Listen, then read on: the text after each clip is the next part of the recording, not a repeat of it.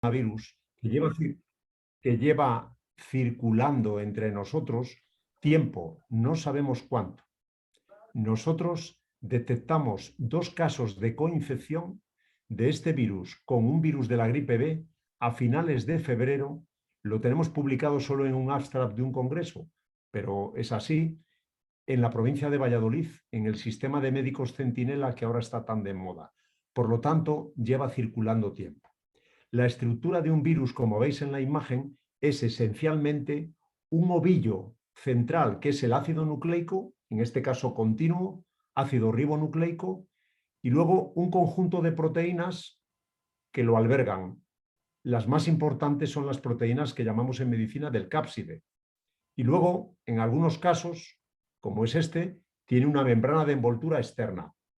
En síntesis, un virus es un elemento biológico que tiene una central de inteligencia que es su genoma apasionante, que cambia, que muta, unas veces para bien del virus y otras veces para el mal de él, pueden ser mutaciones deleterias. Segundo, un cápside proteico que sustenta muchas veces las pruebas de diagnóstico, buscamos proteínas del mismo. Y en tercer lugar, glicoproteínas de envoltura. Estas glicoproteínas de envoltura le permiten unirse a las células, porque los virus son, es la segunda idea, parásitos intracelulares obligados. Hacen daño porque infectan células y ponen la maquinaria biosintética de la célula a su servicio. Son piratas. Bueno, olvidaros de lo que pone la diapositiva, pero básicamente viene a señalar que al lado de las proteínas estructurales, no voy a dar nombre, si tuviera que dar una, diría la proteína S, esta de la espícula, ¿no? La S líquida, que nos recuerda el término spike en inglés, que es espícula en castellano, que fundamenta las vacunas que utilizamos. O sea, esta proteína actúa como un antígeno que es capaz de activar el sistema inmunitario y, en consecuencia, inducir una respuesta artificial por vacunas. Fijaros, es muy interesante, al hilo de lo que decía Roberto, que de todo el genoma del virus, que son casi 30.000 pares de bases, las 2/3 partes que ahí veis en color amarillo y en color verde, no sé si lo veis, se ve, Roberto, tú actívate el sonido.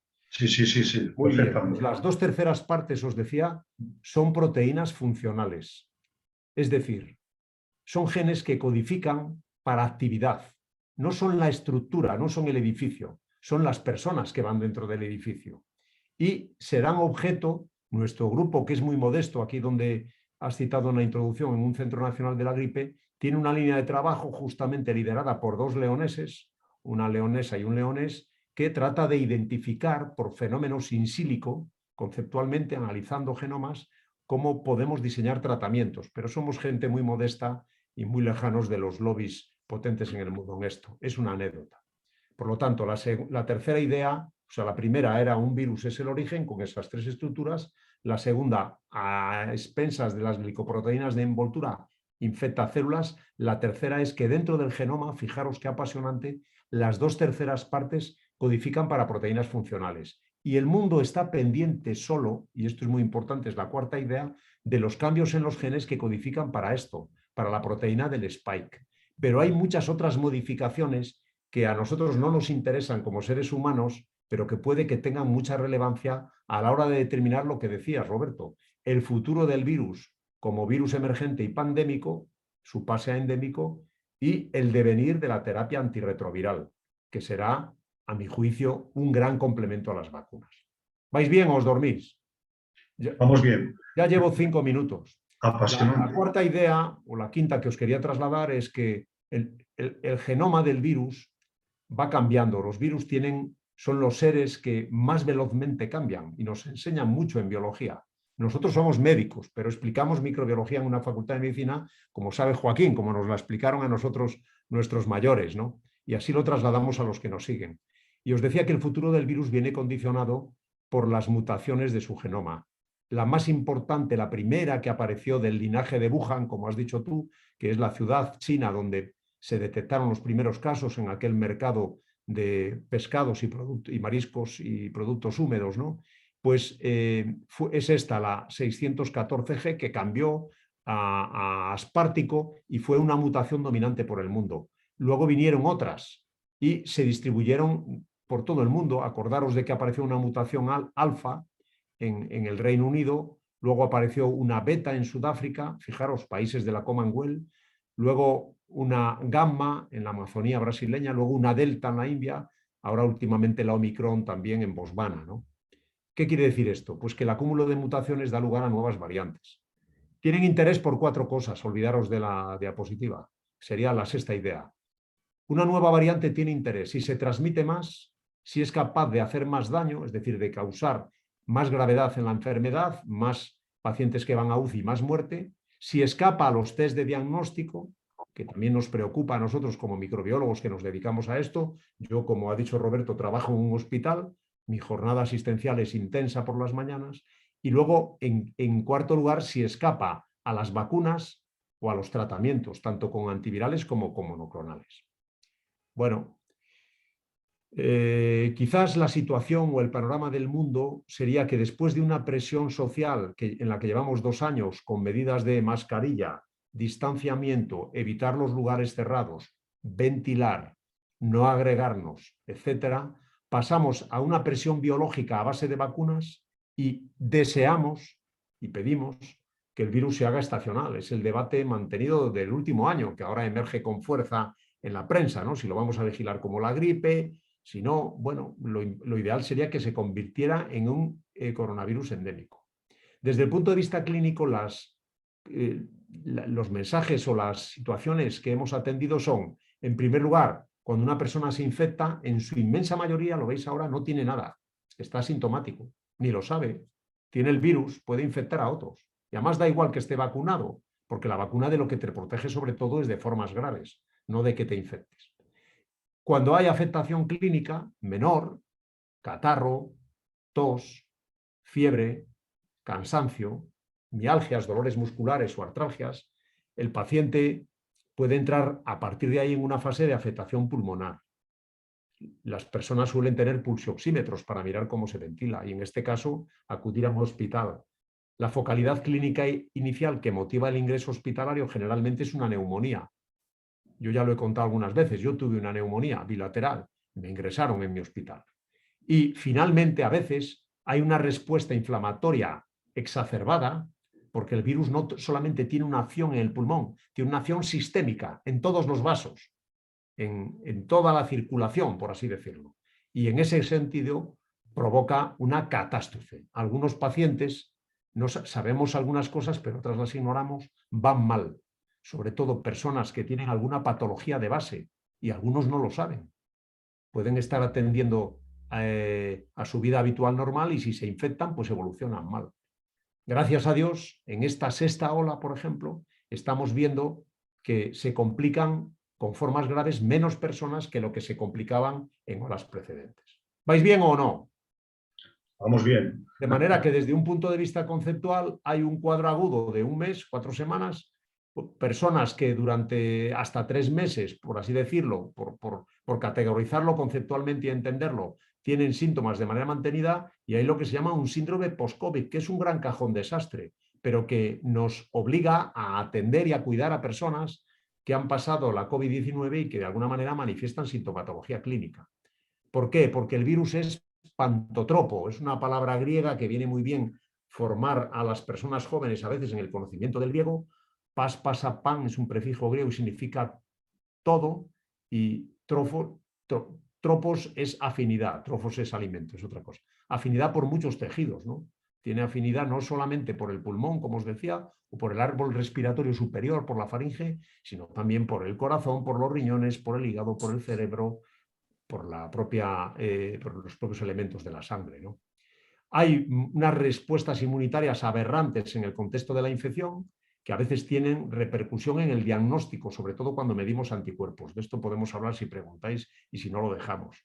Desde el punto de vista diagnóstico, nosotros hacemos 2 estrategias. Uno, buscar proteínas del virus, la detección de antígeno. Otro, buscar el genoma.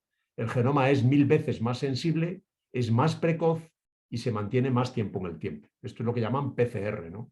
PCR es un acrónimo de reacción en cadena de polimerasa, que es el fundamento de una reacción de detección molecular que se ha hecho famosa al hilo de esto, pero que ya la conocíamos desde que Margulis en la década de los 80 la inventó y nosotros hemos trabajado mucho con la reacción en cadena de polimerasa.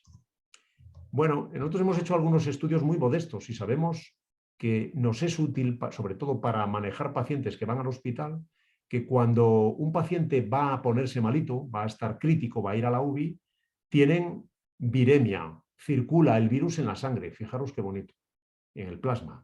Y además tienen antigenemia. El virus también es capaz de expresar proteínas en el plasma. Y esto ahí lo dejo, porque esto sería un gran logro que no lo hemos consolidado todavía en el sistema y que nos vendría muy bien poder tener estos marcadores para predecir en un paciente cómo va a evolucionar y al menos podernos anticipar si va a sufrir un deterioro. Bueno, desgraciadamente la terapia antiviral que está de moda estos días, y he visto muchas noticias en la prensa en estos últimos días, es todavía parca, se basa en antivirales que tienen alguna acción frente a los enzimas del genoma del virus, pero también hay otras estrategias como aplicar anticuerpos monoclonales, dar corticoides e incluso dar plasma hiperinmune. Un tema que nos preocupaba mucho era el término de las embarazadas, en octavo o noveno lugar. Las muchachas grávidas es importante que se vacunen. Tenemos un gran problema de natalidad en España y de alguna manera tenemos que trabajar muy próximos a los obstetras, a las matronas y a los comadrones y a los ginecólogos para impulsar estas estrategias, ¿no? Desde el punto de vista de la respuesta inmunitaria, yo os diría que teníamos interés, bueno, ya conocíamos 6 coronavirus que habían circulado en el ser humano, este es el séptimo. Nosotros en el hospital, los 4 primeros que veis a la izquierda, 2 alfa coronavirus y un beta coronavirus, los detectamos de rutina todos los inviernos, circulan unos 3, 4, 5 o 6 meses a veces, y este no nos plantea ningún problema. Existe mucha literatura, y preguntaréis seguro, porque ya solo me quedan 4 minutos, cómo es la producción de anticuerpos. Debéis de saber que el virus, cuando infecta de manera natural, inmuniza y despierta la formación de anticuerpos no solo frente a las glicoproteínas de la membrana de envoltura, sino a otras del cápside. Esto es muy interesante. Y las vacunas únicamente despiertan anticuerpos frente a las glicoproteínas de envoltura. La detección de anticuerpos se puede mantener en el plasma. Nosotros publicamos la semana pasada un trabajo interesante en esto, como otros muchos grupos, puede mantenerse, os decía, en el plasma del orden de 6 meses. Por eso hay que revacunar.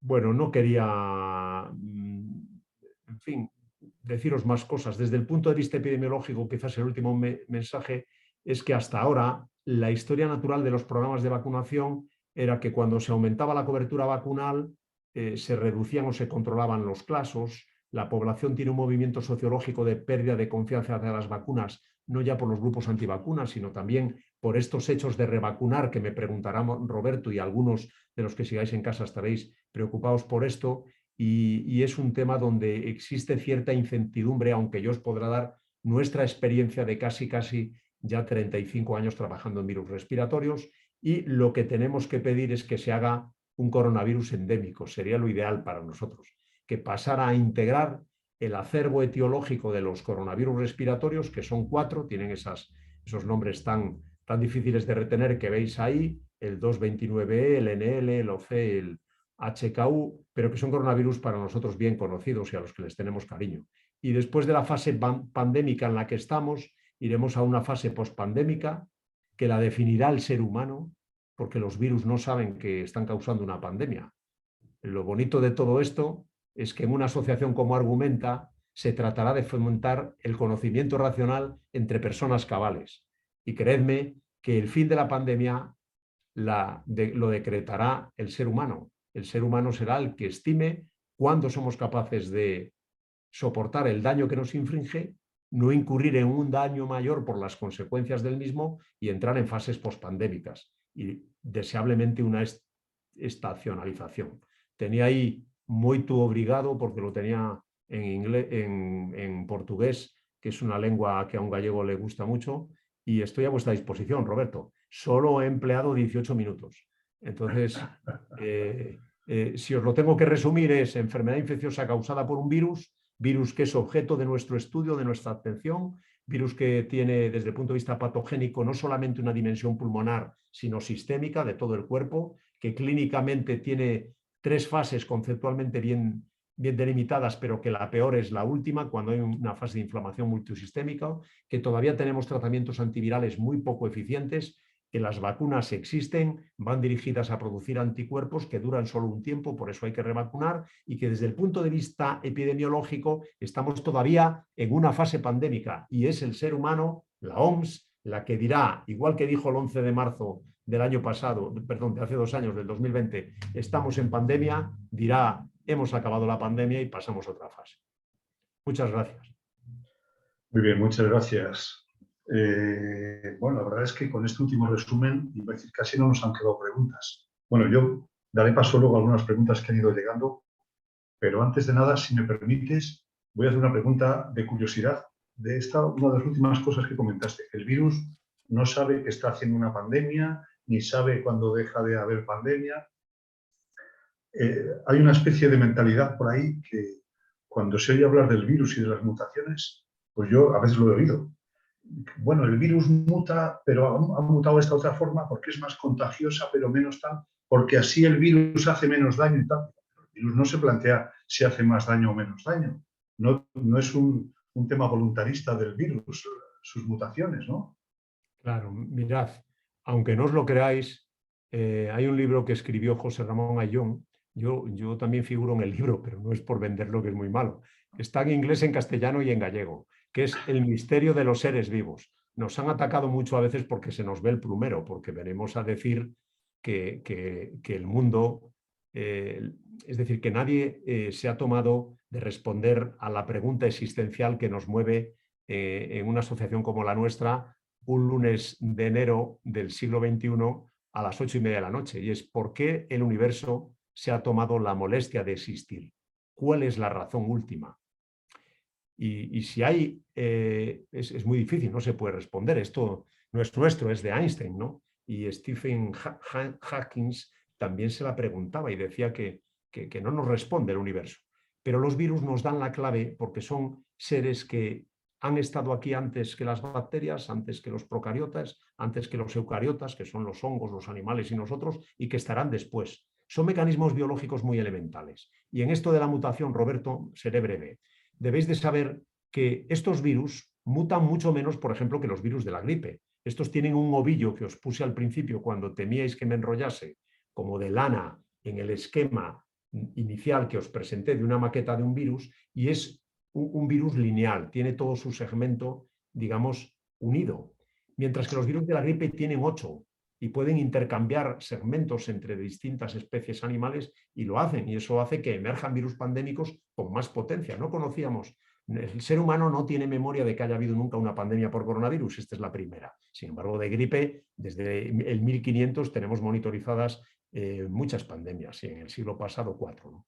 Entonces, al hilo de esto, al virus le va bien mutando porque va a mucha velocidad, son agentes muy rápidos y que cometen errores y no tienen tiempo para reparar. De hecho, este es bastante estable, pero comete de cada 10.000 pares de bases, tiene 30.000, una vez pues comete un error, es decir, que en todo su genoma, cuando hace otro genoma, digamos, en la siguiente generación, comete 3 errores, y a partir de ahí podéis hacer cálculos apasionantes. Hay un artículo hoy de Rubén Moreno en El Mundo que es muy gracioso porque es genetista y médico, y yo le conozco de otras actividades, y lo explica muy bien, es muy brillante literariamente y se lee en 3 minutos, ¿no? Bueno, a lo que voy, que a los virus parte de su negocio les va en mutar. Son como los bailadores profesionales, es que les encanta porque es su vida, su dinámica, y de ahí aprendemos mucho. Y el virus, muchas de las mutaciones que comete, y con esto finalizo, son deleterias para él, le van mal. Esas a nosotros no nos interesan. A nosotros nos interesan aquellas que potencialmente repercuten en 4 hechos. Quedaros con esto, que es lo bonito de las variantes para cuando surja la nueva. Si se transmite más rápido, si es capaz de hacer mayor daño, si escapa a nuestros sistemas de diagnósticos y si trata de inducir también un escape a las vacunas, que es lo que nos trata, es de lo que se trata, ¿no? Fijaros que no se han ajustado todavía las vacunas y se sigue vacunando con la cepa de Wuhan y se ve que funcionan. Luego, de momento, las mutaciones a nivel de vacuna no son tan relevantes. Pregunta, Roberto. Oye, si me enrollo, córtame. No, va muy bien, muy bien, muy bien. Además, digo que te explicas muy bien. Una de estas preguntas, hablando de vacunas o de más que de vacunas, de otro tratamiento. Los tratamientos orales que se están administrando actualmente tienen una duración, son eficaces realmente, o es una cosa que nos han puesto ahí diciendo lo bueno es vacunarse, pero bueno, por si acaso, cuando ya estás fastidiado, toma esta pastillita, ¿no? Es un tema apasionante ese. Mirad, los tratamientos orales debieran de ser buscados con intensidad por todos los grupos.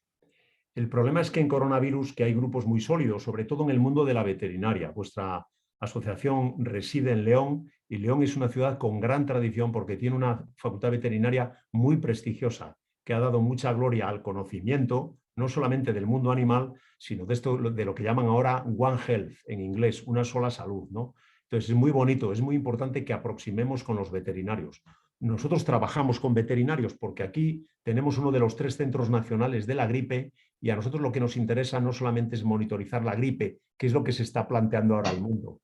Si las autoridades tienen visión, y me consta que las hay que la tienen, pues tendríamos que tender a vigilar los virus zoonóticos, es decir, los virus que desde reservorios animales intentan el salto y a veces lo consiguen al ser humano. Dicho esto, el desarrollo de antivirales sería crucial. Lo que pasa es que el único modelo de infección respiratoria en el que hemos tenido relativamente éxito con 4 generaciones de fármacos es el virus de la gripe. Tenemos el oseltamivir, que funciona relativamente, pero poco. Hay el peramivir, hay el valoxavir y hay otro fármaco que a nosotros le dedicamos mucho, que se administraba con un descaler, que es zanamivir. Pero estos fármacos tienen interés solo si se administran por vía oral, fáciles por lo tanto de administrar, y en estadios muy precoces. Y el día que tengamos un fármaco, Dios lo quiera, y lo veremos, que sea eficiente frente a los coronavirus en estadios precoces, es lo que se tomarían todas las personas que nos puedan ver, que están asintomáticos en casa, pero que empiezan a desarrollar algún tipo de síntomas, o en lo que hacen los ingleses que llaman terapia preventiva, que se puede hacer. Los yuppies de la bolsa de Nueva York, cuando son personas, en fin, que ganan mucho dinero y que no se pueden permitir faltar un día a la bolsa, porque un broker es un broker y maneja mucho. No sé si entendéis el ejemplo. Estos señores, en la época de los Eltamivir, cuando nació ese fármaco para la gripe, se lo tomaban de manera profiláctica y de hecho algunos ensayos clínicos que se hicieron reclutando personas, en fin, que lo tomaban y personas que no, para ver el desarrollo de los síntomas gripales, vieron que la gripe acortaba su duración 2 días si tomabas estos fármacos. El día que esto se pueda reproducir para los coronavirus y el coronavirus del SARS, estaremos ante una noticia gozosa que el mundo debe de difundir. Y ya está. Esto sería un gran logro. A nosotros nos encantaría poder algún día trabajar con grupos que diseñan fármacos de este tipo. Lo que pasa es que nuestra infraestructura de laboratorio nos exige crecer coronavirus del SARS, que es un agente biológico con ciertas cautelas, pero que yo creo que cada vez más estamos cerca. Yo no sé la vida que Dios me dará, igual poca, pero si me da algún tiempo podríamos tener, en fin, algún gozo de este tipo, ¿no? Y hay grupos muy potentes. Habéis oído hablar de algunas compañías como Farmamar, que es una compañía española, ¿no? Donde hay mucho Y ahí en gallego. León. Sí, sí. Exactamente, y en León también. Y estos señores tienen uno de los fármacos que dan en fases avanzadas que, bueno, tiene un comportamiento muy esperanzador. El grupo del Monte Sinaí, del ICANN School of Medicine de Adolfo García Sastre, que es un burgalés, un compatriota nuestro, muy brillante, ¿no? Una autoridad en el mundo en virus de la gripe, pues han desarrollado estudios y tienen publicaciones al máximo nivel en New England sobre esto. Pero bueno, me enrollo, tú Bueno, corta. siguiendo con esta línea, con lo de las vacunas, yo veo un par de cosas. Por una parte, hay gente que tiene un poco de miedo porque, bueno, pues las vacunas no son eficaces al 100%. Y después, otra parte del miedo es que, bueno, sí, pero hay algunas que tienen efectos secundarios.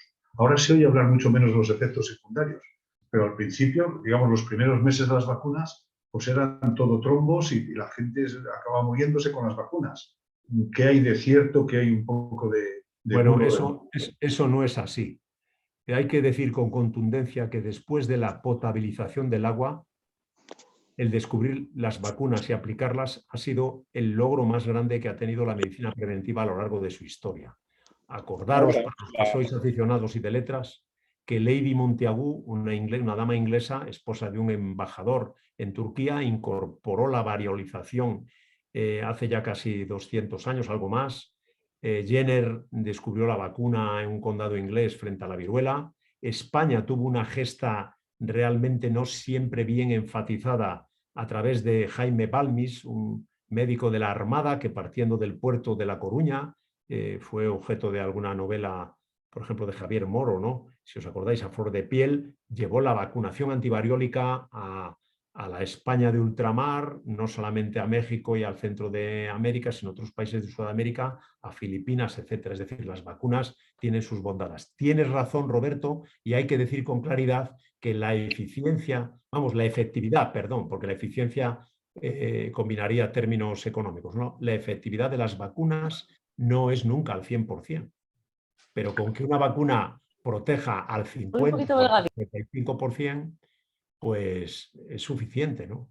Y luego, evidentemente, los estudios de seguridad previos a la circulación no eximen de que pueda haber efectos secundarios, efectos adversos, y algunos pueden ser de consecuencias graves, es cierto, pero los beneficios que aporta un programa de vacunación frente a todo esto... ¿Me escucháis o se ha colgado? No, no, está bien, te Aquí yo seguimos veo oyendo. iPhone de Ana y no te veo a ti.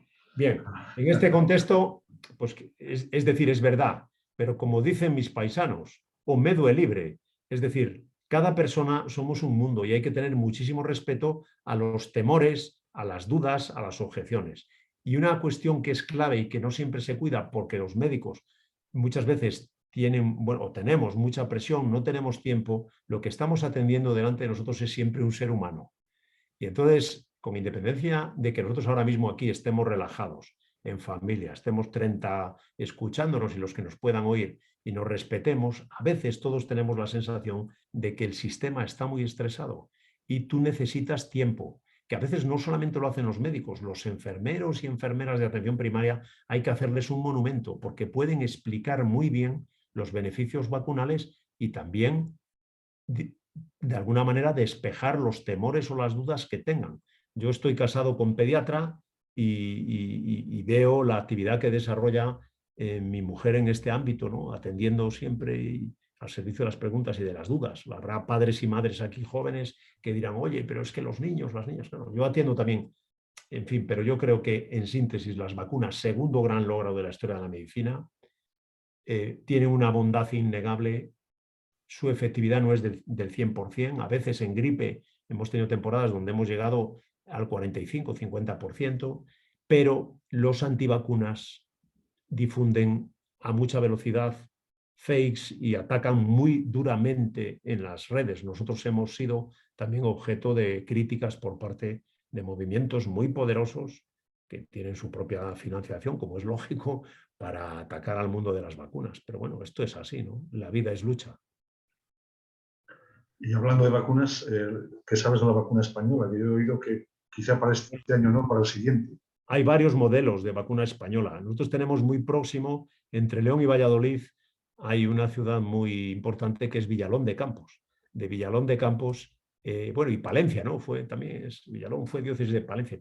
Ahí está Mariano Esteban, que es una persona muy competente que tiene un modelo de vacuna que expresa en un virus ADN, es el vector de virus muy parecido al de la viruela, ¿no? Que trabajan con ella. Luego está el grupo de Luis San Juanes y Isabel Sola, que trabajan con vacunas que van a ser esterilizantes, que se darán por vía nasal. Bueno, tienen resultados esperanzadores, pero hay otros 3 grupos trabajando en vacunas. Hay al menos que conozcamos 5 grupos españoles. Hombre, será un logro, pero es que aquí cabe todo el mundo y ojalá tengamos la gallardía y la nobleza, ¿no?, de apoyar a compatriotas nuestros que con financiación ínfima al lado de lo que hacen las grandes multinacionales son capaces de desarrollar modelos.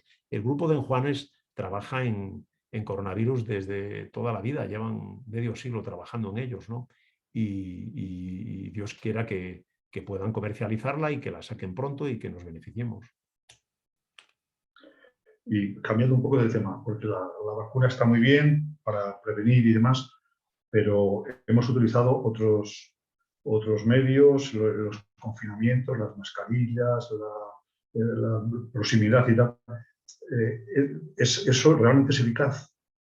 Bueno, yo creo que en alguna época dura, en la primera ola, sí, la mitigación, que se llama la contención, evidentemente. O sea, fijaros, ¿por qué estamos hablando de esto? Porque un virus que no conocíamos en la especie humana, nuestra especie, dio el salto a nosotros y se ha transmitido de manera eficaz. Y además lleva camino de quedarse con nosotros. Dice el refrán castellano, nadie muerde la mano que le da de comer. Entonces, si un virus mata mucho, es mal negocio para él. Acaba con la especie. Lo que tiene que hacer es, aunque mute y cambie, garantizar su transmisión. Yo ya he pedido perdón varias veces cuando me preguntan periodistas cuestiones por no verla venir, ¿no? Por no ver venir esto. Y recuerdo que a una hora pues de la tarde ya caída como ahora, en el mes de febrero del 2020, en directo, una gran cadena nacional, me preguntó una persona, ¿nos veremos como en China, doctoreiros, confinados y tal? Y dije, no lo creo. Erré claramente, o sea, estábamos confinados a las 3 semanas. Entonces, los fenómenos de confinamiento, Roberto, exigirán una evaluación con posterioridad. Al igual que el momo, que son el exceso de mortalidad que infringe el coronavirus, habrá que evaluarlo no solamente, fijaros que esto es muy interesante, por la patología derivada solo del coronavirus, sino también por lo que dejamos de asistir, por los infartos que no atendemos a tiempo en el código infarto, por los ictus que no somos capaces de atender al momento y que, gracias a Dios, los manejamos bien y se curan, por la patología oncológica, por los tumores, que pasan infradiagnosticados porque hacemos una consulta o una medicina telefónica o telemática y no sabemos valorar. Y todo esto habrá que evaluarlo con posterioridad, como se evaluó un tema que para nosotros es muy querido y muy apasionante, que es la gripe del 18. En la gripe del 18, las series que se publicaron con posterioridad, los del INSERM francés todavía están publicando el exceso de mortalidad por registros que no habían evaluado en Europa como consecuencia de la pandemia de gripe del 18. Aquí ocurrirá lo mismo, es demasiado pronto para ver el daño que nos ha infligido como sociedad a todos los niveles. La patología psiquiátrica, que está muy de moda, como conoces y como conocerán todas las personas que nos puedan estar siguiendo, ¿no? La soledad, somos seres sociales por antonomasia. El daño que puede infligir en una persona, el síndrome post-COVID, la depresión que te pueda generar, eso son palabras mayores. Solo el que convive con pacientes de este tipo puede tener una idea externa, bien es verdad, de que al cuidarles exigen muchos recursos y el propio paciente lo pasa muy mal. Entonces, no todos somos de una manera y el contacto humano es lo que más llena, ¿no? Quizás si la vida es caer y levantarse, como hemos oído probablemente alguna vez, pues también en el caso del COVID y del daño que infringe, lo importante será que nos levantemos. Y que nos levantemos, no lo digo esto por utopía, sino juntos, pero no, yo me acuerdo, pero juntos es con el de al lado. Yo recuerdo una época que estuve en la clínica Mayo en América hace 20 años, me llamaba la atención que realmente las personas chateaban ya entonces con un tipo en Australia o Nueva Zelanda e ignoraban al vecino. Aquí lo que hay que ver es hacer redes compactas entre los próximos, ¿no? Concretar en el día a día y poder echar mano a una persona que tiene angustia y esto pasa. Bueno, me he ido un poco del tema, pero viene a señalar la idea, Roberto, de que lo importante es atender las consecuencias del COVID en su conjunto, no solamente por el daño que nos va a ocasionar por el exceso de mortalidad que pueda causar, etcétera, sino por todo lo otro que dejamos de atender de distinto índole. Yo no soy psiquiatra, pero sabes, Joaquín, que estuve en psiquiatría en la carrera un par de años y quedé muy sensibilizado por la rotación en las salas de pacientes psiquiátricos, ¿no? Y siempre he tenido sensibilidad hacia ello. La soledad es un gran mal de nuestro mundo y empieza muchas veces ya en la adolescencia. Bueno, esto es otro tema. Bueno, no, pero precisamente una de las preguntas aquí que formula la gente Sí. es un poco las lecciones que hemos aprendido de esto, ¿no? Lecciones de humanidad, quizá, lecciones de servicio. La verdad es que ha habido escenas muy conmovedoras en estos 2 años de pandemia y cómo la gente es capaz de entregar su propia vida, ¿no? Sabiendo que se estaba contagiando y tal. La verdad, ¿Cómo ves tú esto? yo veo que, y quizás porque estuve enfermo, que la verdadera partida de la vida se juega en el fondo de la conciencia, donde cada una y cada uno somos inexpugnables y llegamos solo nosotros. Somos como una cebolla, ¿no? En nuestra capa íntima, donde estamos solo nosotros. Allí es donde se juega. Y el verte enfermo o el verte aislado o ver que se cuestiona todo el mundo, ver el paro, ver el hambre, ver la necesidad, ver la soledad, ver la marginación, te tiene que tocar la fibra, allá donde algunos decimos el alma, otros dicen la psique, otros dicen el fondo del corazón, ¿no? O el cerebro, lo que sea, la intimidad del ser humano. Yo no soy filósofo, pero respeto mucho a los antropólogos y a los filósofos que hablan de esto y os aconsejo que si tenéis tiempo, invitéis algún día a alguna persona de este perfil que os hable. Bueno, pues ahí es donde se ha producido la verdadera lección. Yo recuerdo, porque lo he contado alguna vez, que me impactó mucho que un eminente jurista que vive aquí en la ciudad donde yo vivo y donde os hablo, me preguntó un día, pero a bocajarro, oye, ¿cómo es posible que no hayáis visto venir esto? Una epidemia, un virus tan pequeño que para el mundo. Y me hizo pensar mucho, porque lo he pensado muchas veces. Y lo único que nos diferencia del virus es que nosotros creemos que somos inteligentes y él no sabe ni que estamos nosotros. Entonces yo espero que de la racionalidad humana, de la razón y también de otras potencias, ¿no? De la determinación y en fin, de lo que otros llamamos virtudes, pero que en definitiva son capacidades del corazón o del cerebro, del alma humana, seamos capaces de emerger y nos replanteemos de verdad la importancia que tiene la educación a todos los niveles, los cuidados, la abnegación, el atender al otro en definitiva. Yo estuve en una planta donde morían pacientes en la habitación de al lado y no me dejaban salir y he visto la muerte porque dejaba de oír los respiradores a la mañana siguiente y como soy médico, pues es como el que es agricultor y pasa y ve al campo y disfruta viendo, o el ganadero sabe cómo le va la explotación, pues nosotros sabíamos de cómo se nos iban vidas y preguntaba si no te contestaban los colegas o las enfermeras o auxiliares que te atendían o la señora de la limpieza con la que también hablaba yo porque soy hablador de naturaleza, ¿no? Y ellas venían con sus escafandras. Entonces ahí aprendimos que, claro, que primero el ser humano es irrepetible, cada uno en el fondo somos la conciencia, ahí es donde tenemos que parar, probablemente dentro de 5 minutos ya pararemos la charla, pero tendremos que anotar, oye, esto a mí me ha servido, bueno, uno más, habla bien o habla mal, fue atento, ayer Roberto tal, se fue por las ramas, no, esto nos ha servido porque nunca más vamos a reunirnos los 30 que estamos conectados, pues por lo menos que nos sirva para ser capaces de reflexionar sobre que en un mundo de yuppies donde creímos que vivíamos en la parte buena, pues también se paró el mundo y es lo que tú has señalado, Roberto. Nos confinaron, nos aislaron, se nos murieron los abuelos solos, muchas personas no pudieron despedir a sus seres queridos, no había ni asistencia espiritual. Yo estuve ingresado, pedí en fin, porque cuando uno se ve apretado procura poner el contador a cero, ¿no? Y de verdad que te ves ahí y dices, joder, piensas, te pasan por la cabeza todas las personas a las que has faltado, con las que tienes una enemistad o cosas que has hecho mal en la vida. No me importa decirlo y no me importa que Antonio lo grabe, porque es así. Y espero en fin, que de la misericordia del que nos ha creado, pues saquemos cosas buenas, porque es que no entendemos muchas cosas.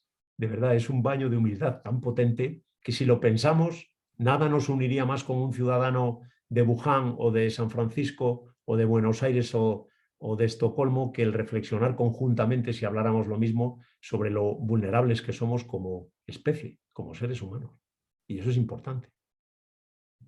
Muy bien, no sé, no me atrevo a hacerte la última pregunta, porque después de lo que has dicho, vamos a ver, es que hay mucha gente que pregunta, bueno, ¿y el futuro qué va a ser de nosotros? No lo ¿Cuándo haremos vida sabemos. normal? Sí, Entonces, la tú haremos. acabas de decir que Sí. profetizaste una vez y te equivocaste, digo, me da no sé qué volverle a preguntar. No, vamos a ver, la haremos porque yo soy optimista de naturaleza y el ser humano llegará a un momento donde a través de sus organismos internacionales, de sus recursos, de su inteligencia y de su competencia, dictaminará que la sociedad puede soportar el daño que le infringe el SARS-CoV-2, soportaremos las muertes como soportamos las que ocasiona el infarto o la gripe o la fiebre amarilla o el paludismo o la tuberculosis, que está matando millones de personas en el mundo y miramos a otro lado, o el propio VIH, ¿no? ¿Entendéis? Y en algún momento dirán los organismos internacionales, oye, hasta aquí hemos llegado, paremos y centremos esto.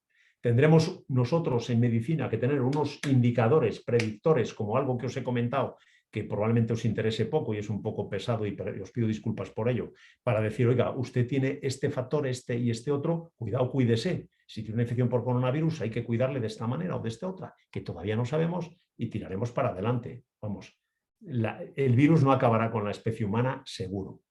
Y habrá otras pandemias y otras zoonosis. Los que seáis aficionados a la historia, es apasionante ver pues cómo han ocurrido, ¿no? Antes eran las bacterias, ahora son los virus. Bueno, ahí está, pero saldremos seguro. Eso sí, tendremos que salir mejores, más reforzados. ¿Dónde? En la capa de cebolla íntima, porque ahí es donde se mide el mundo. Las varas de medir el mundo, decía Cunqueiro. Yo soy de un pueblecillo de Lugo donde nació Cunqueiro y me hacía mucha gracia la tipología. Si queréis leer un autor que realmente os llene, hubiera merecido el Nobel, pero como no teníamos contactos en Estocolmo no se lo dieron. Pero leed porque las varas de medir el mundo están dentro de uno y eso es lo bonito. Bueno, pues viva Bueno, Mondoñedo. bueno. Muchísimas gracias. Sabemos que No, tienes ahora también otras actividades, o sea que tenemos que cortar. De todas formas, ha sido un momento, yo creo, muy agradable. Hemos aprendido mucho todos y, por cierto, esta charla se está grabando, entonces ahora al final aparecerá, supongo, en la pantalla una dirección de correo electrónico de la asociación Argumenta. Entonces, quien quiera recibir pues, o conectarse al enlace donde aparecerá esta grabación, pues por favor que lo escriba a esa dirección de correo electrónico. Pues nada más, muchas gracias, profesor José María Iros. La verdad es que ha sido un rato apasionante el que hemos estado aquí contigo, o sea que esperemos que se repita dentro de no mucho. bueno, yo en tu persona, porque no hemos dejado hablar a nadie más y es lamentable, porque hemos hablado solo los dos. Entonces, en tu persona doy las gracias. Quizás si tuviera que personalizar, pues que me llamó Antonio, ¿no? Antonio Soler, porque me llamó para... Y ya le dije que yo siempre digo sí. A veces digo no, no, pero la primera vez que hablan Argumenta, me lo pidisteis, pues yo encantado. O sea, en lo que pueda, aquí estoy. Pero sed optimistas. Iros hoy a la cama en la convicción de que esto pasará. No os preocupéis. Y gracias. Muy bien. Muchísimas gracias. A vosotros. Muchas ¡Viva León! gracias. Y Mondoñedo. Eso. Buenas noches. Muy buenas. Un saludo a todos los espectadores.